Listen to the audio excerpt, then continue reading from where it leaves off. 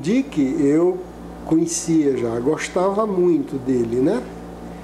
E o Green eu vim conhecer depois, tem uns 2 ou 3 livros dele que eu conhecia e que me pareceram muito ilustrativos do que eu chamaria o conflito ético do sujeito anterior a 68, né? Quer dizer, o conflito tradicional, que é entre a fidelidade amorosa, os ideais políticos, entre regimes injustos ou justos, socialismo e capitalismo. Ele exprime perfeitamente o que é esse ethos, né? Esse ethos moral, de um homem lidando com dilemas dessa ordem. O Dick, pelo contrário. O Dick, ao contrário, é o universo da desconfiança do que é a realidade, do que é o sujeito, é o universo da alteração da percepção e da consciência por uso de droga, é o universo da experimentação pós-68, que chega até o mundo de hoje, né? O mundo que a gente está chamando de pós-orgânico. Com esses 2 exemplos, eu procurei dizer que esses 2 universos de sentido, eles convivem hoje em dia. E que tanto um quanto o outro, para regular seus dilemas, suas dificuldades, se servem do mesmo tesouro ético, o tesouro judaico-cristão.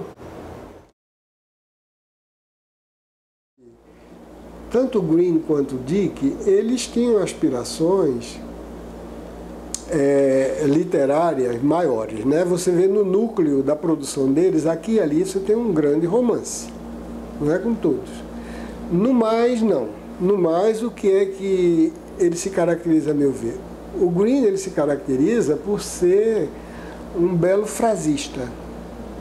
Ele é um sujeito de uma retórica de efeito, que eu acho que isso tem um apelo para um público maior, entende? Ele usa fórmula que, digamos, que a grande literatura jamais usaria. Você não vê certas imagens literárias do Green na boca de um Henry James, está entendendo? De um grande autor de língua inglesa. Não vai ver, né? O cuidado deles é muito maior, né? Ele não tem, ele usa deslavadamente. Certos trechos do romance dele são melodramáticos, entendeu?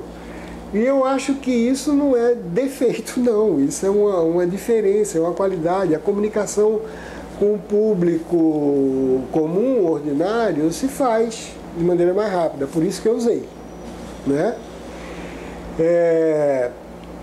Do lado do Dick, o que acontece é que ele tem uma imaginação completamente extravagante, completamente desvairada. Desse aspecto, eu gosto muito dele porque o efeito dele é o efeito de estranhamento, é de curiosidade, né? E além do que, tem certos romances dele que não à toa tiveram um apelo popular gigantesco, como o Blade Runner, né? O Caçador de Androides, que o romance é muito bom e o filme é extraordinário.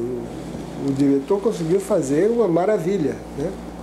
Do enredo confuso, porque muitas vezes os romances dele são, e de uma história que não tinha o charme que ele conseguiu, até certo ponto, produzir na versão cinematográfica. Mas o Dick, então, ele me agrada sobretudo por conta do que eu chamo o despertar da curiosidade para o universo de seres experimentais, onde a gente pode se ver num mundo quase semelhante àquele mundo de Guerra das Estrelas, né?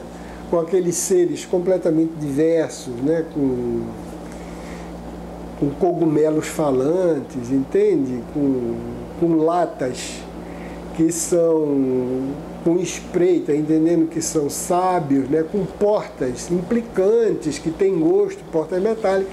Tudo isso há elevadores que são psicanalistas, maletas que são psiquiatras. Tudo isso eu acho muito interessante. Pelo menos para mim, né? Me pareceu que tem um apelo, né, imediato muito maior do que a grande literatura. Eu pensei nisso, né? Na literatura brasileira eu não encontrei alguma coisa desse tipo. Eu tenho pouca familiaridade com a ficção científica brasileira, em primeiro lugar.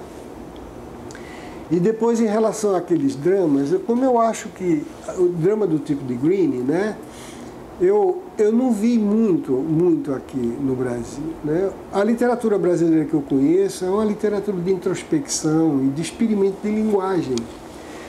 Porque, bom, eu tenho algumas coisas brasileiras que eu acho coisas monumentais, né? Como todo mundo, eu acho.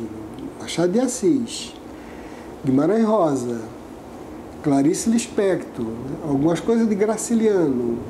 E, finalmente, algo que eu acho um dos meus romances favoritos, que é a Crônica da Casa Assassinada, do Lúcio Cardoso, que eu acho uma obra-prima injustiçada e tão pouco conhecida. Mas isso não servia aos meus propósitos. Elas são complexas demais, entendeu? Elas não têm personagens mais ou menos esquemáticos que você possa ilustrar conflito. Ah, encontrei a palavra. Não é uma literatura que tipifique as pessoas. Ela não cria tipos.